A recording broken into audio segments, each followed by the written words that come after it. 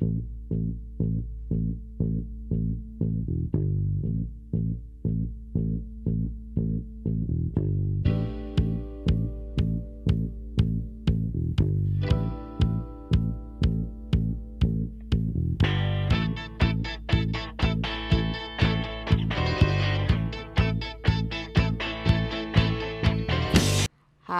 we're back. I'm Kat Scott, and this is. I'm Abbey. And we just watched the season 2 finale Yeah. of Killing Eve, and we haven't talked about it outside of this podcast yet. But we're gonna jump right in. I've had like a few minutes to process my feelings, I guess. Yeah. And use the restroom Yeah. and all of that jazz. Yeah. I was gonna say, But the first thing I want to say about this is, damn, that shit hurted. did it? In a way, yeah. Did I don't know. It's it? like I don't. Sorry, you go. No, go ahead. I'm curious. No, I was just just seeing them be so close and yet still so far away in it of itself is like hard to watch because you're like, y'all, let's go, come on. But also, we all live for that sweet, sweet slow burn, and I think it makes sense. What's going on. I'm gonna try not to say as much as I usually do, and it's already It off to a helps me edit bad though. start. Oh shit, you're right. Okay, never mind then. But yeah, I feel like it makes sense. It just still hurts a little bit to see these characters once again be split up By fate by fate. and choices that they make. Yeah, and just because they're not exactly ready yet to accept each other. But I know. This was hard because it was like, oh, you're not gonna give it to you really didn't give it to us. yeah, and whenever I was watching it, I was checking the time because a commercial would come on, and I'd be like, oh, how much time is left? And whenever I saw that we had that whole scene, and I looked at the clock, and we had around like 7 minutes left, I was just like, oh boy, they're gonna throw some shit at us, and they did. Yeah. I like how they how they gave us the false U-Haul in hope because that's what Oh we were my all god. thinking. The second It was Villanelle, so real. yeah, the second Villanelle was like, "What do you want for dinner?" Go, girl, y'all doing It this? could have yeah, it could have like and like and Eve was right there being like spaghetti and like it was like Yeah, happening, Like yeah, like Eve was about to like change before our eyes, was mm, about to evolve into mm. like a psychopath Pokemon. Went from like a baby psychopath to like she was about to evolve in front of our eyes Mm-hmm. to like you saw it. You were like witnessing it. Yeah. And then there was just this deep, deep denial that she's Oh like, yeah. I'm not like you. And Mm-hmm. Eve is like, and Villanelle's like, you are like me. And Yeah. then told white haired old guy, like, Eve is Yeah. Yeah. like me. Mm-hmm. And I'm convinced. Yeah.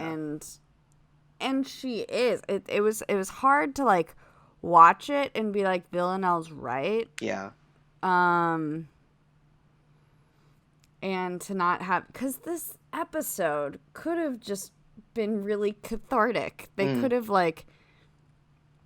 have like done some gay stuff, Mm. and then it opens next season with them in fucking Alaska, and then that's when like shit goes wrong or something. Mm-hmm. But like I knew that the gun thing would happen, Mm-hmm. and I knew that Eve would be upset about it, but I Yeah. thought she would take that moment to like lean in and be like, you know what? You're Mm-hmm. right. I Mm-hmm. did experience a change within me. Yeah. Yeah. It's definitely interesting because it's wild that Villanelle knows Eve so well, like even in a sense better than Eve knows herself, because Villanelle sees that within her, whereas Eve just is completely denying it, even now. Um, but sorry, something was outside my room, and I don't know if somebody's talking to me. I don't think they are. Okay, I'm sorry. Something I disagree with Villanelle about is that Eve is special.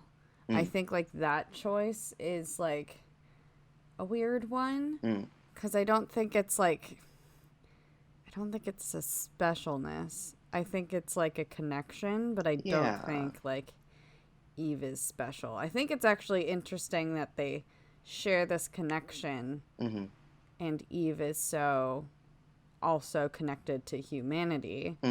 Like, I think that's really interesting. I think the like mirroring of like the psychopath ways with the like humanity through like Eve as the in between is really interesting, but I don't think it makes her special. I think like Villanelle is special. Like there's something just very different about her.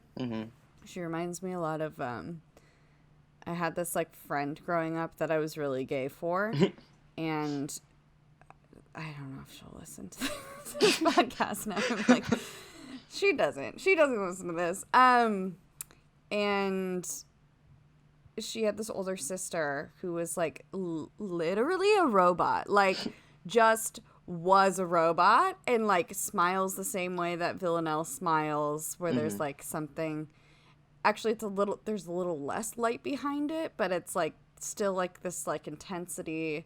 It's the same like shape of smile, I guess. And she was like was the keynote speaker for Model UN nationally, and she went to the spelling bee, and she was the swim captain, and she was the golf captain, and she was the star in every school musical.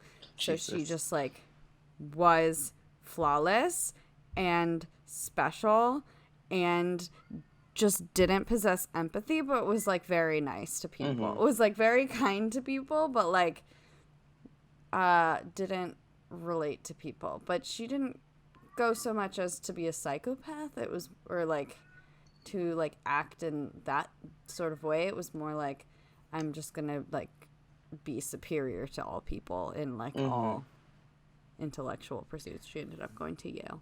Yeah, and I think that's really interesting in how, in connection to Villanelle, because you definitely see that in her, where she definitely sees herself above other people, and it's kind of that idea that the psychologist was talking about, where he was saying that psychopaths have the I versus it, and how I guess this season was kind of challenging that with Villanelle, but by the end of it, even though she's been kind of assessing her emotions and becoming more self-actualized with them, she still has that, obviously, because she's still a psychopath.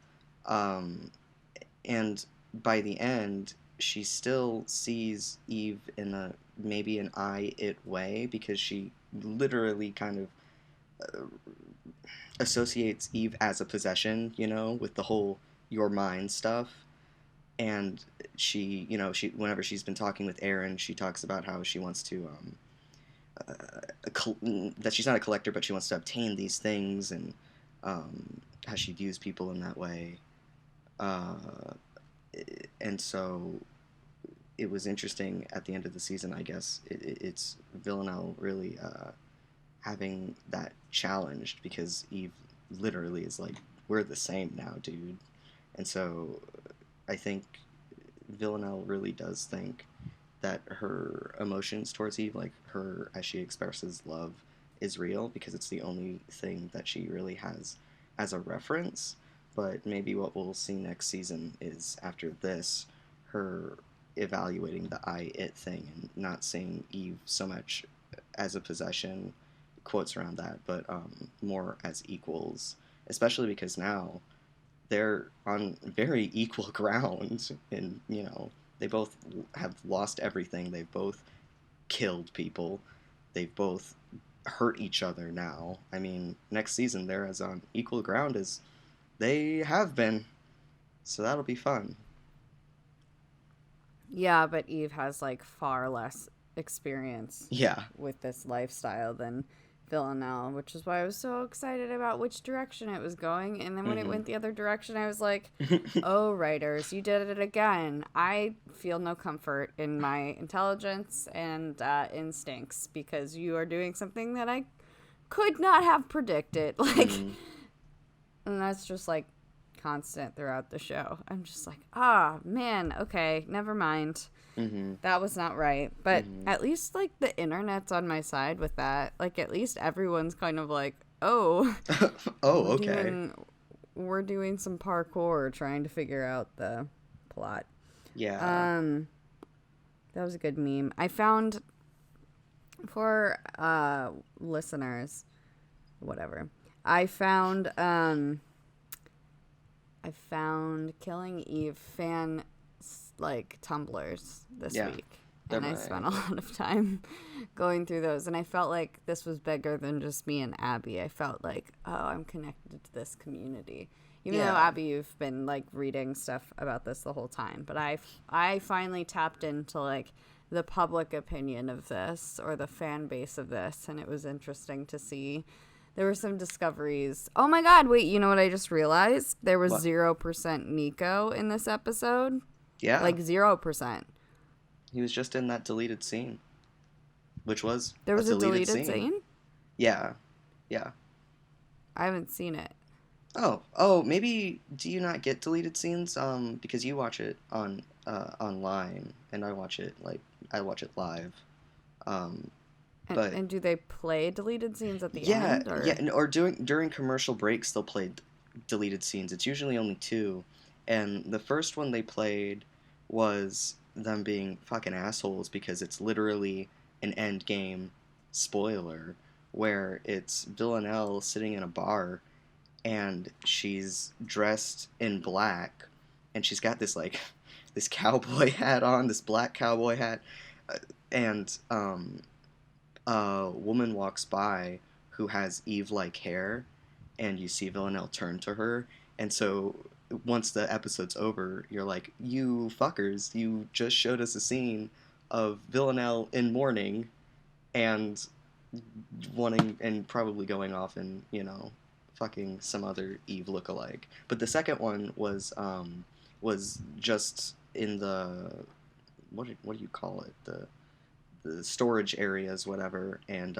you see in the little holes Nico looking really disheveled and staring through them and obviously trapped in there. And part of me really wonders if they're going to go this far. I don't think they are, but I think it'd be really interesting if next season we find out that Nico had to eat Gemma to survive because nobody, because he was just alone that long trapped in there.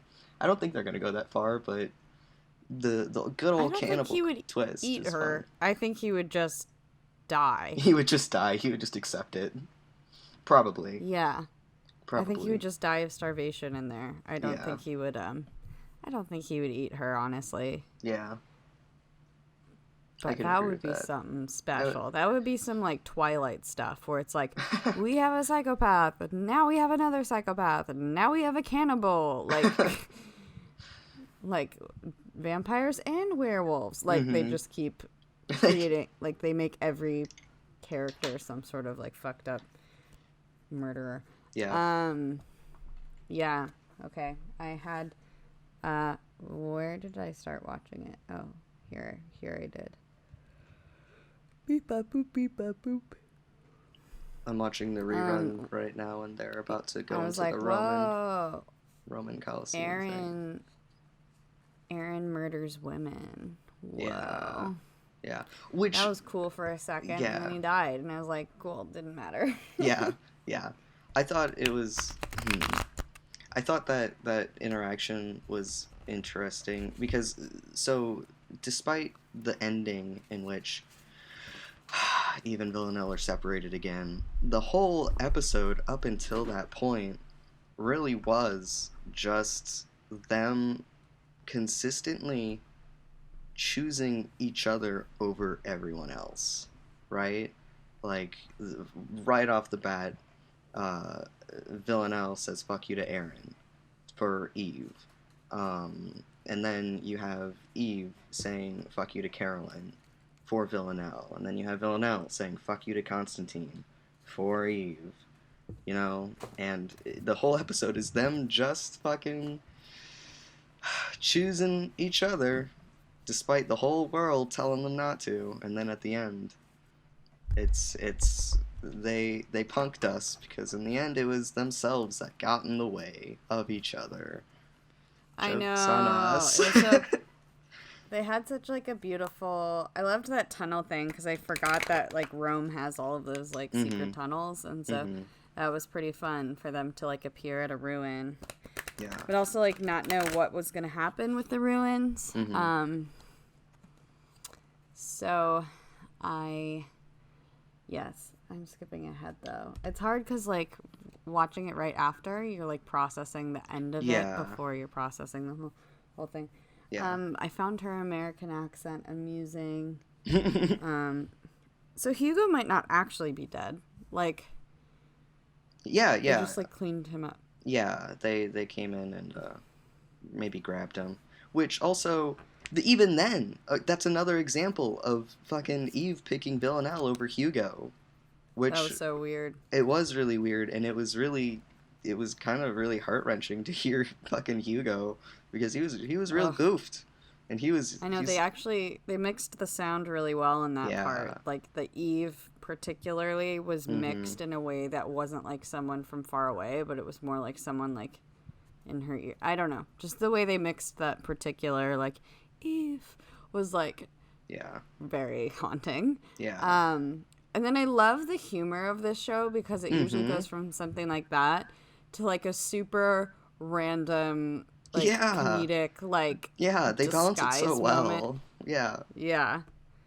Or I loved Villanelle's relationship with like the redhead dude. He was fierce. I loved him.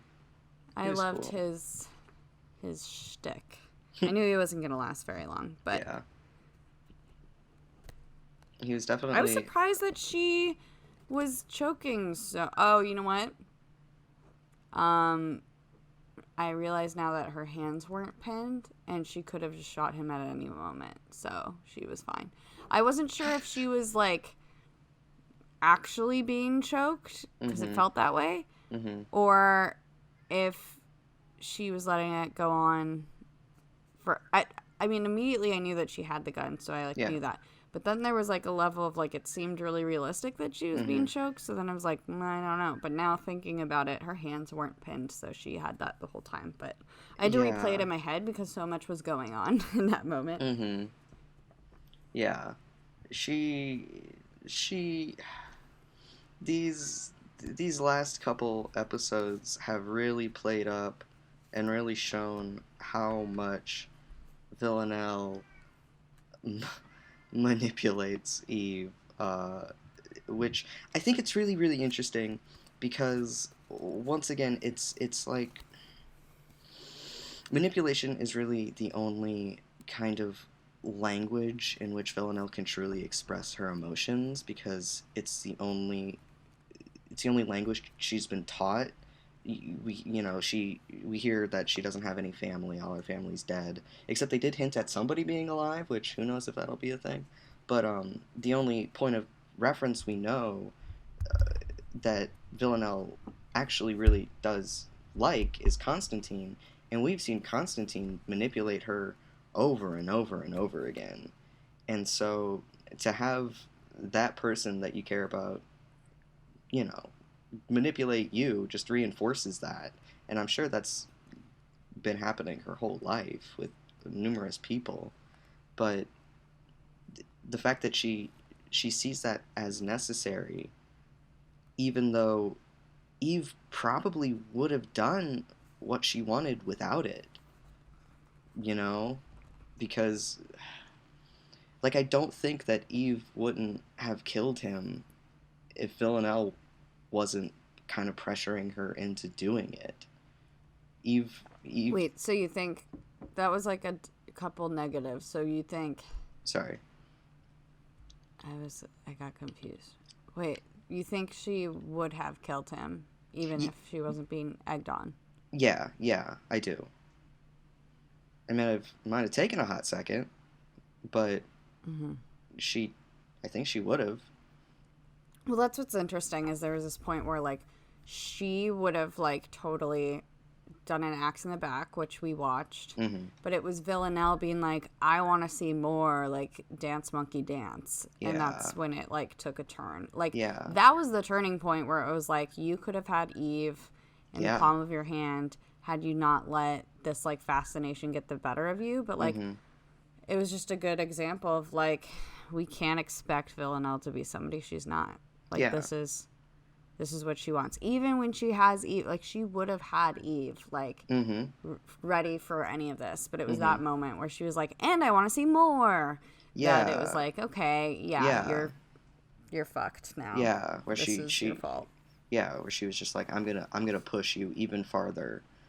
And the thing is like, I understand why she did it, because it's in the not the speech, but in her dialogue at the end where she's talking about, she says something like, this is what you wanted kind of thing, where, I mean, the episode 8 of season 1, episode 8 of season 1, Eve flat out says, I want to know how you feel when you kill somebody. And she's had these moments throughout the season where, you know, she's not the coolest person. She's thinking about killing somebody. And Villanelle sees that and knows that.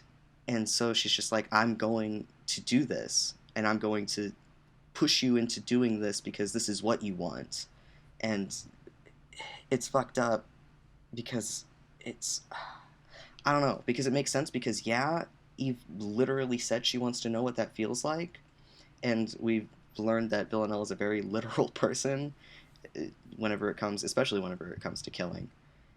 And so, like, I understand her motive, but it's still just so, it's just still so fucked up. And it's like, you were this close.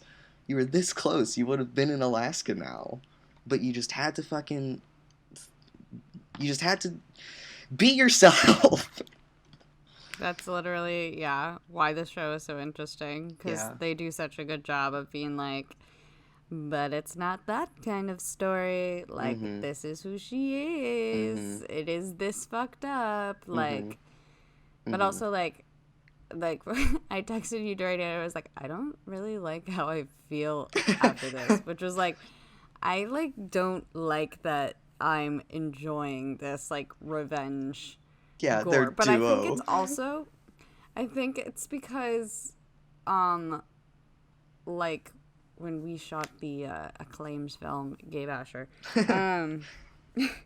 like, I don't think there's a lot of like femme revenge done well, in a way that's like satisfactory for an audience. It's usually like a quick, like, obvious trope type thing. Like, Atomic Blonde is like kind of satisfactory. Like, there's a little bit of like emotional, like, character building, but I think usually we see this kind of thing a lot with men in these roles, and so we wouldn't even like blink, right? Like, exactly.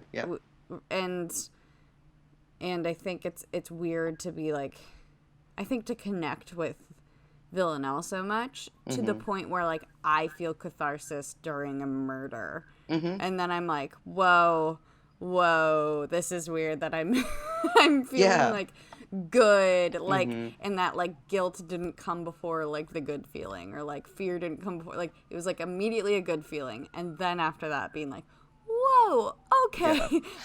Wow, I must really be carrying some stuff about my experiences with like negative men. Like, it's just like Yeah, I can't really just sit and enjoy it, but it is interesting that like the first feeling that comes over is like, oh yeah, I enjoyed that. Like, Yeah. Yeah. ah, And I'm careful not to say turned on because that's not what it is, but yeah, no, I totally understand. I totally it's an understand. activated feeling. I'm like Yeah. constantly hyper nervous that like one day like Homeland Security or NSA is gonna like go through my shit and like be framed for a murder because I say things like Yeah. I enjoy this psychopath, but The FBI yeah, agent behind our phone is really suspicious. and has reason to be, Yeah, yeah. but I don't have any plans of making any live murders. I want to say that on the record. Yeah, just so we can put it out there.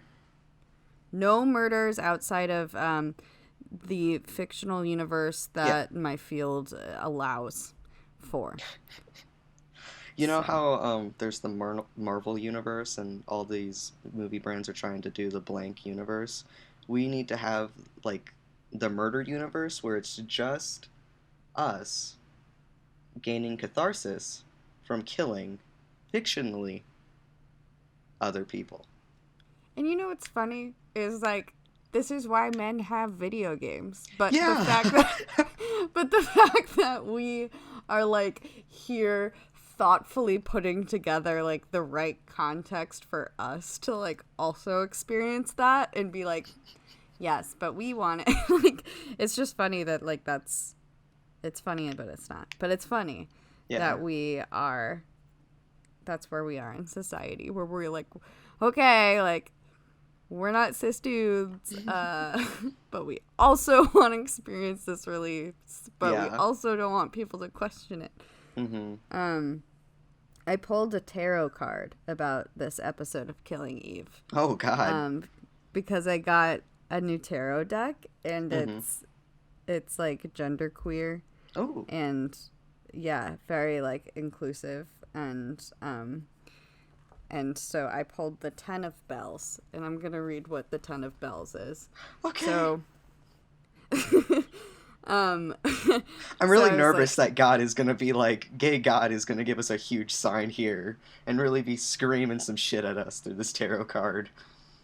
well, this was for like season 2. This isn't like a premonition. This is for like what we all just went through. The Suit of Bells is a difficult journey, full of strife, anxiety, and grief, and it culminates in the ultimate end. But that's the thing. It's the end.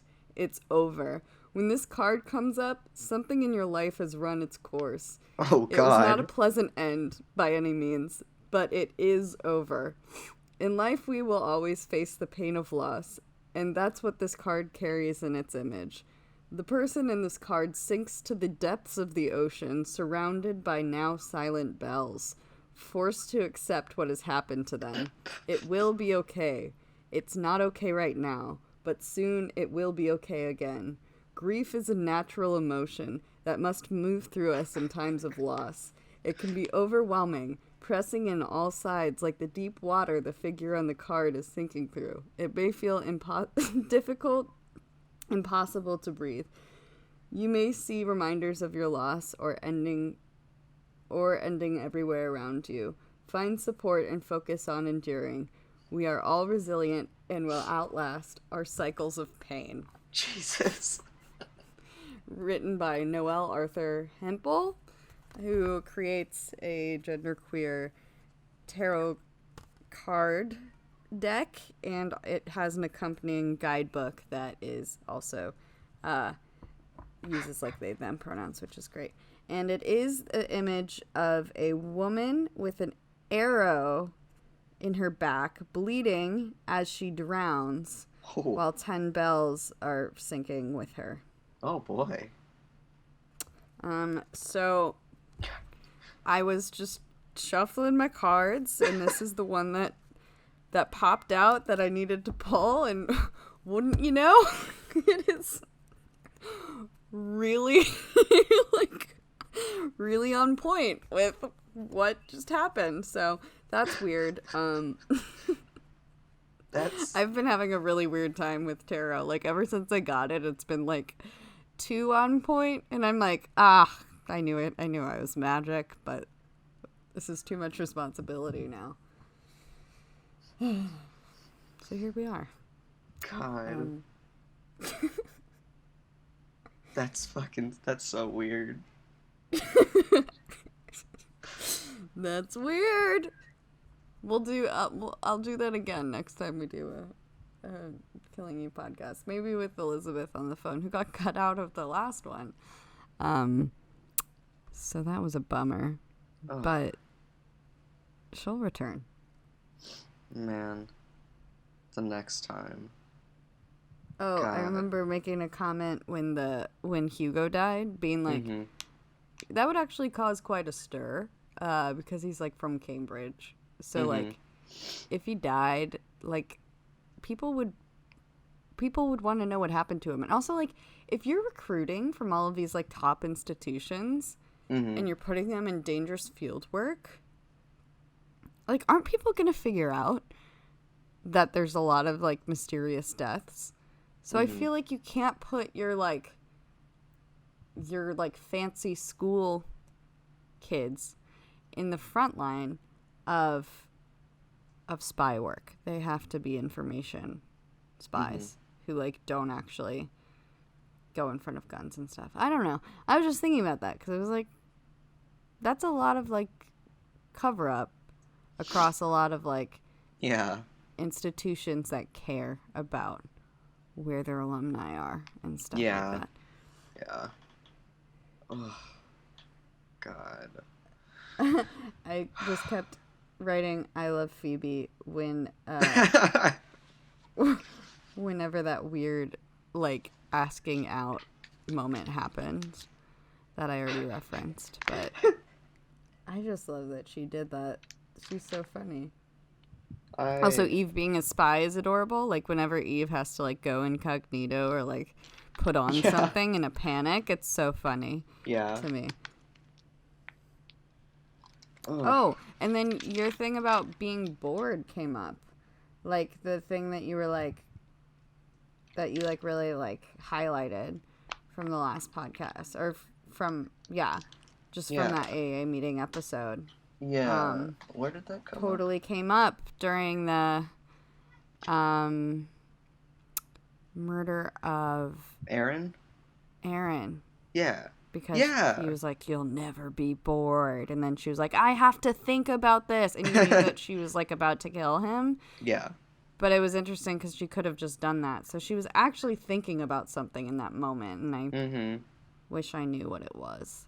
And maybe she was really just kind of fucking with Eve, just putting her on edge, leaving her in suspense for a hot second, and just furthering that manipulation of trying to get her closer. But yeah, I thought that was really interesting. I don't know, there's just certain parts in the season that I think were really, really important in regards to the characters and kind of understanding who they are and how they think and their motives and all that. And that speech from the AA meeting was one of the big ones for sure. Maybe, I don't know, maybe the biggest one. But wait, never mind. I had a thought and it's gone. Oh, no, it was a dumb thought. Sorry. It was just that my one negative note for this season, not this season, this episode, I'm sorry. My one negative comment for this episode is the fucking costumes. Really let me down this time. You didn't, we you hyped were, them up. You weren't a fan of the red pantsuit? It was dumb. That was a dumb outfit. I also was like, is she pregnant? Like, are they trying to hide that she's pregnant? And then I had to, like, go look up a bunch of photos. She looks great, but it just, like, the belt was, dumb. And, like, it was dumb. Those, like, that combo was a dumb combo. It was, like, you could have picked, like, a really symbolic, like, green. Maybe they really were, like, being like, green is greed and red is passion and murder. Like, maybe they were making it that basic, but it was a dumb sweater. She wore it the whole episode. It was a dumb red outfit. She wore it the whole episode. I was like, come on, like, please. Like, you've had so many fun cat and mouse outfits. This is a big moment that we're all going to look at a lot. So I'm going to have to revisit this look a lot, I'm sure. And let down. I'm angry, even. I'm upset about this. But I don't want it to prevent me from getting a job working for this show. So, So guys, if you're hiring, we don't live in the UK, but you know, no offense for to you? the costume team, because I love your other work. I love it. You know I love it. I talk about it all the time, the rest of the season. It's just this particular episode I have feelings about, but those feelings are totally subjective, and I'm sure you made, like, intelligent choices, and I'm sure other people loved the costumes, and my opinion doesn't matter. But I hated them, so... There was a moment near the end where whenever Villanelle she takes Eve's little button up off, and then they go outside, and there's a shot where it's a wide, and it's looking at them from the back, and they're right next to each other. And whenever I saw it, I was just like, I remember just being like, oh, they're trying to show some Christmas girlfriends right now, because that's literally what it is. It's just like, yeah, cool, the clashing colors, symbolism, but all I see is, oh, oof. Therese probably wore that exact same green sweater. Let's be real. Yeah. I think she did. But also, Eve could totally be named Therese if her name wasn't Eve. Yeah. I don't know. She looks like a Therese. Or a Teresa. I'm looking at my Carol posters on the wall. God. Oh, that was always funny to bring people over last year and be like, I know. Look at all of Abby's Carol posters. I got neat. I really only got 2, and those were the 2 that I picked out, but they gave me a 3rd for free by accident, and I had wall space, and you know what? I had my Carol corner, because that's what fucking Gay God gave me, and who am I to challenge them? Okay? They said, here's fucking Carol, and I embraced it, okay? I'm so glad you did. One of my favorite bonding moments was, like, probably the, like, third day of classes senior year, or, like, the first week, or maybe even the first day, and you just showed me all of the mediums of Carol. Oh my God. You had the poster, the book, the DVD. I remember that. And you knew where each one was, too, like, without a thought. Like, you didn't even have to, like, look behind you. It was a great moment. Yeah. It was a TV moment, for sure. I know where I put my gay content, especially the gay content that is truly close to my heart, because I keep it close. Do you remember that spider that, like, you couldn't sleep because there was that spider? Yeah, it was so big. That was a big deal. I remember that was a big moment in our living together, because it was just such a night. But yeah. I guess you were like, I'm not sleeping. Like, you had already resigned to, you were like, it's too late. I have to, like, decide, like, I have to plan my day around not sleeping. Yeah. Like, there must be a better solution. You're like, no, this is my fate. Like, this is... So, okay, so it. I learned a lot about your character that night. I was like, okay, there are some unmovable things. Are the way they are. So for context, I guess, for our one listener who is probably Elizabeth, if she's gotten 40 minutes in. Wouldn't it be cool if somebody listened to our entire podcast? I'm going to put this on, like, Reddit and fan pages and stuff, too. Okay. I want by season 3 for us to be, like, real influencers. Yeah. I'm just, before I get into this story that none of y'all care about, let me just say, I'm just going to pitch myself here. I edit, I grip, I key grip, I can PA for you guys. Like, I could do whatever. I can PA editor, assistant edit. I will bring you coffee. I will walk your dogs. You know? Like, oof. And this goes out to everybody who does Gentleman Jack, too, because I would die to work on your shit. Oh, yes. Straight up. I also, if this is anyone on the creative teams of the following content, definitely anybody in the Phoebe Waller-Bridge world, anybody in HBO, A24, I've applied to you so many times, but I'm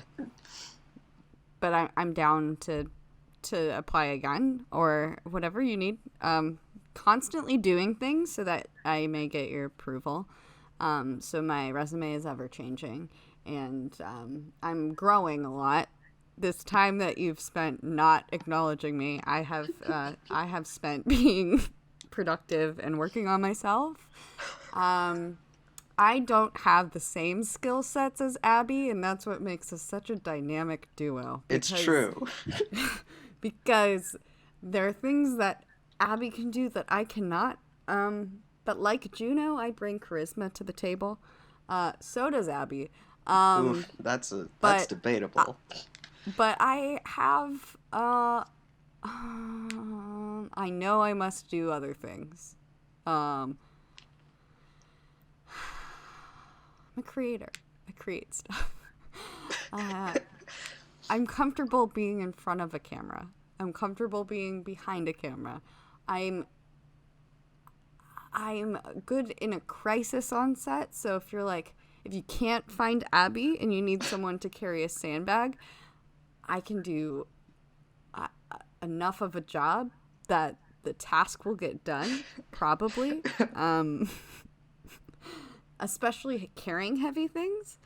Though, if you do ask me to carry heavy things, I will only make it down one flight of stairs before another cis male on the crew will take whatever I'm doing and finish the task for me. Oh my god, dude. And insist. Which I wish wasn't necessary, but most of the time I'm actually not strong enough to do what I'm doing.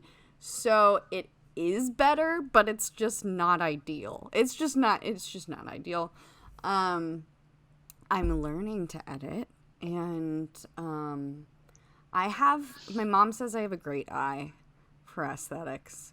So I'm a great set of eyes when you got a project and you're like, hey, what should we change? I can do that. I can point some stuff out. Like this episode would not change much, but the costumes. And that's not too expensive. I think I'm a pretty good adjustment. I'm not asking too much. I'm not asking you to reshoot anything. I'm not asking any FX to come in. I'm not ruffling any feathers. Just a change in top and a change in dress. That's all I ask. And I mean, really. I do lots of things. Yeah, and you do a lot of things well. And this is, we call it the Killing Eve podcast, but we are two people who are in the film industry in different areas, too. Yeah. And we do different things, and we've had varying experiences. And so, maybe that's a thing that we can talk about. Because it's fun. It's very interesting. And yeah, also, what are we going to do in between seasons? Well, I'm going to read some tarot cards. Yeah. We're going to build our fan base. Our merch will be available. Mm-hmm.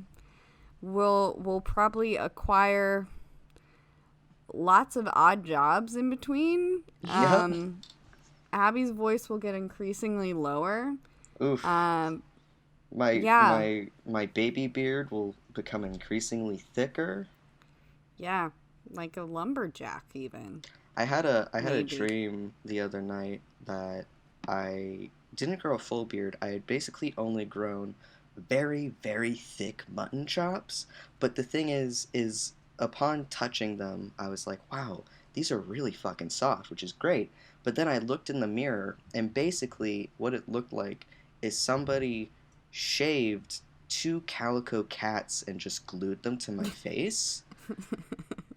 And I was like, damn, wouldn't that be a look? Nobody, whenever they dye their hair, they don't do like a mixture of things usually. Like, just do a calico beard. Let's just tape cats to our faces.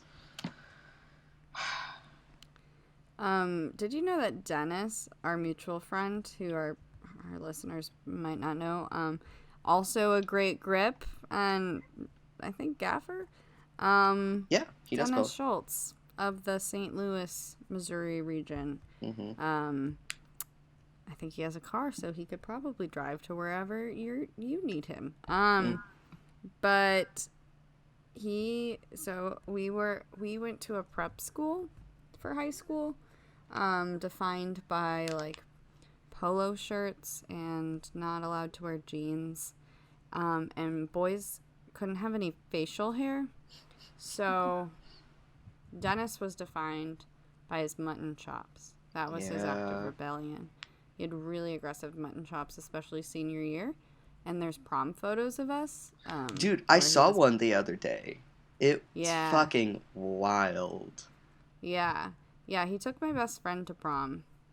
And that was funny. Yeah. So mutton chops, that's my association. I'm going to jump back to this episode real quick just to make sure I get everything before a year passes. Oh. But I hate also vague, weird confrontation expository scenes. I'm thinking of the one between, I always forget his name. Constantine. Yeah, Constantine and Villanelle. I know that information was necessary, the one by the steps and with the car. But scenes like that just really get under my skin for some reason. Like, it's a weird, like, delivery of information that I'm like, is there a better way? There must be a better way than putting these two people in one space and then having this, like, weird sort of, like, it just is boring. And I don't absorb whatever information is going on in that time. Like, whatever's supposed to be communicated in that way isn't effective. Maybe that's a personal preference, but I just don't like scenes like that. Where it's like, you should have gone with them. How do you know I don't work for them? Well, they called me. Oh, well, how do you know they didn't call me? Well, I care about you. Well, do you care about me or do you care about your family? I care about my family. Well, I care about you. Like, I don't know. I definitely do think it's interesting because it's whenever you watch those scenes, like whenever I think of those scenes, I don't really You don't remember uh them. yeah, well I don't remember like the exposition parts or the parts that are really that are really about the plot in the plot with the 12 or like all that kind of stuff. The plot that isn't surrounding the Eve and Villanelle relationship, because let's be real, the real plot of the show is just that. Like, it's just, we're watching this show to watch these characters develop and bounce off of each other and how they affect each other and all that stuff, which is great. Phenomenal. So into it. And so whenever I watch those scenes and it's like, you know, the revelations of Carolyn and, oh, I wanted this to happen and I wanted this to happen and blah, blah, blah, and all according to plan, I don't, I kind of tune it out and all I see is, ooh, Eve like Villanelle. Eve choose Villanelle. Good. Like, my caveman brain definitely comes out, and it's like, I'm not gonna actually think about these larger implications about the government and all that kind of stuff. It is I'm fun just though when they not. make smart choices around it when it has to do Yeah. with their like interpersonal stuff. Like Mm-hmm. I am thankful to. There are a lot of times in this series where I'm like, I don't fucking care about this, and then like later, it's revealed that that's like a very interesting way that they integrated it into their dynamic. And I'm like, Mm-hmm. oh, okay, I see what you Mm-hmm. were doing. Really long Yeah. payoff, though. I like instant gratification, but that was cool. Yeah. Writing is cool.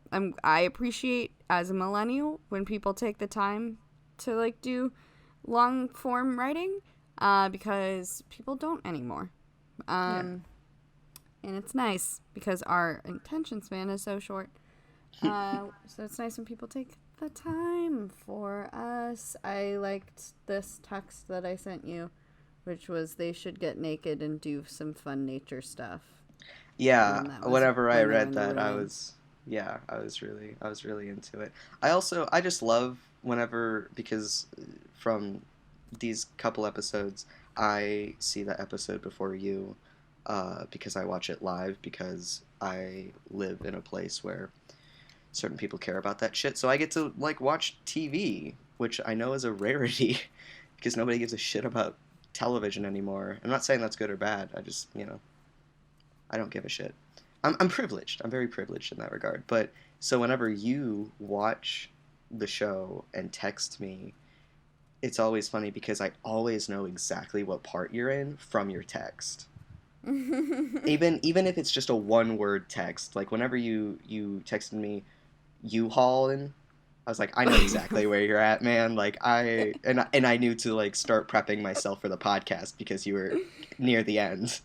Yeah, But that's funny. I every always think that text. you're rewatching it with me, but I realize now that you're just like witnessing the live stream, which is funnier in some ways. It depends. Sometimes I Yeah. think last episode we were kind of on the same track because of the time that we watched it, or that you had the episode available. Yeah, we Was were. the time that it was rerunning on my TV. Uh, but yeah, It was funny. I texted you about also the commercials that I was forced to watch because I hate yeah, commercials. yeah. Um, Which also, I think they were the same commercials. I think it's the same everything. You just don't get to see the deleted scenes, which is stupid. oh, but mine felt like deliberate streaming commercials. Oh, maybe Like not. I had a Sprint one, and I had a pizza one, and I had a car commercial one. But actually, I'm really frustrated because I used to hate car commercials, but that's because I didn't need to buy a car. Because I was like, I had a car, I had my parents' car, so I thought car commercials were exceedingly stupid. Now I'm at an age where I don't have a car and I think about driving every day because I Mm-hmm. miss it. And so Mm-hmm. car commercials actually do reach me in a way, and I'm mad about it. Like they do have like some sort of emotional response when it's like we can drive this car in the rain and we can like take off our dress and run to the beach in this car, and this car takes us. And then there was one for a Subaru, and of course that one was like, oh my god, we're like, this woman was like pregnant, and then she was like, baby, we're gonna come back here one day. And then like 10 years later she's like, here we are. And they're like, see, Subarus last. Most 99% of Subarus are still on the road 10 years later. And I was like, whoa, because I Whoa, lost my virginity in that Subaru. So that's wild. It's still out on the road somewhere. dude. Subarus were the car of the lesbians, too. My virginity is still out on the road. Out on the road, still just driving along, and it's going to be They there are, for 10 more years at least. they are, they are the car of lesbians. I actually asked in the Gay Basher animation that Mm-hmm. that she draws in a Subaru Baja, because that was like me and Jade's favorite car. We were so obsessed with it, and I think they stopped putting out models in like 2006, but you'll still see Subaru Bajas on the road all the time. It's amazing. Yeah. I love them. Subaru Bajas, do you know what I'm talking about? They're like I think they're like so. they're kind of trucks. I recommend Googling it. I It's worth know a I know for Google. a fact that I've seen it before because I know that you and Jade like told me about it once. I know I've I googled it. I really want to like use the turn of phrase Subaru Baja Blast or something, Mm-hmm. but I don't know yet what it's gonna be. This has really spiraled out. any closing thoughts on this? I don't know. I guess. Do you have any Season. theories for what season 3 is gonna bring? Dude, no. I have no idea. Yeah. I hate when shows end with a fake death. Because Mm. I just, like, I don't like the way that they, like, enter back in. And usually the way they enter back in is, like, they spend, like, 70% of the first episode, like, not acknowledging that. And, like, as if, like, life moved on without them or something. Like, usually what they do is, like, treat it like it happened and everybody moved on or something, and then it comes Mm-hmm. back later and you're like, oh shit, they're alive, but like we knew they were alive, and that Yeah. always feels weird because you're like, how are you going to bring this in? Yeah. So either they're going to acknowledge it from the beginning, or they're going Mm-hmm. to spend like 70% of the first episode like pretending like Eve isn't there, or maybe like showing Eve's like new life and then Villanelle comes. I don't know. Yeah. I I have no don't. theories.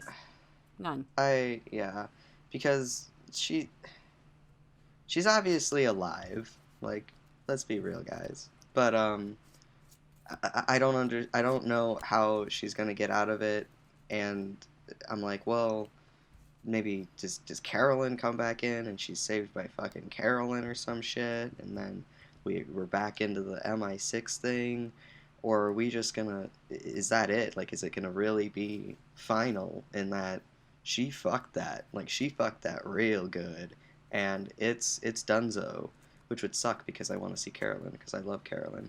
Um, or is she gonna be like Villanelle and get up and start walking? But I don't know. Season 2 was all about all these characters trying to keep Villanelle and Eve apart, and them saying, fuck you to them.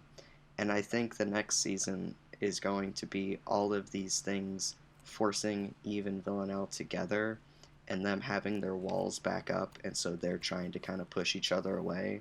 But it's basically the reverse, right? I don't know. I don't know because they both have nothing now. They're both super fucked, and now the 12 are after them, and MI6 is Gonzo, and so I don't know. They got to team up. I They gotta. I mean Hugo's still alive, um, in some capacity. Um, I'm also annoyed that like Villanelle is not that sloppy. Like she wouldn't just leave somebody dead and not know that they were still alive. That's Well, not and that really realistic. So yeah, and that part's weird. Is that she like took a shot, just Eve is walked away. down, walks away. Like Yeah, that's not realistic, so I don't know where they're gonna jump in from because Villanelle isn't sloppy like that. She yeah, doesn't like leave people for dead who aren't dead. yeah, and it's so because last season it happened, and then this season it was just like 30 seconds later, which I thought was great. I thought that it was a nice little funny bit, but also it just it worked story wise. But for this one, especially if you look at the deleted scene with Villanelle, I mean the deleted scene is of time passage, which makes me think that it's not going to be the same, in that whenever we jump into the new season, some time is gonna have gone by, but I just don't know. And the other thing with the whole Villanelle shooting Eve is she shot her where Eve stabbed her, right? Which poetic cinema, we get it. Uh, but did she shoot to kill? Like, did she fully intend to kill Eve there, or was she like, I know that this thing isn't gonna kill you. You're just gonna be on the ground for a little bit, and you're gonna have to figure it the fuck out. Because I don't know. Because depending on how you see it, the her shooting her means different things as well, right? Who's to say? Who's to say? These writers are really good. But so I don't know if you heard, but next season's gonna have a new writer. Uh, Oh, so really? since yeah, so first season was good old Phoebe, and then second season was Emerald Fennel, and this next season is gonna be Suzanne hates something. She directed American Honey, which I haven't seen, but it's on Netflix. Uh, so we're gonna have another director, or new writer, I mean. But Phoebe and Emerald are still gonna be executive producers or whatever. So obviously they still have a say in it. I wonder why writers turn around, like why writers don't stay on for multiple seasons, like why it's usually just like one I think it's or just two. scheduling, honestly, because there's the new season of Big Little Lies, and um, Jean Marc, I've forgotten his last name, even though I love him. Directed the first season, but he couldn't direct the second because of scheduling issues. Like that was just it. And I think that's just kind of how it is. Is production are like, nope, we're gonna do this shit now, and if you can't do it, then we're just gonna find somebody else. Hmm. Just gotta bang that shit out. But um. yeah, Well, uh, we will be doing more fan podcasts, I'm sure, in the next year. Who knows where yeah, life will take us? Thanks for yeah, listening to these three musings. We might bring Elizabeth in. Stay engaged, buy our merch. Keep it gay. yeah. Any Uh, parting words? Stay gay. Stay gay. Sweet. Psycho killer, qu'est-ce que c'est?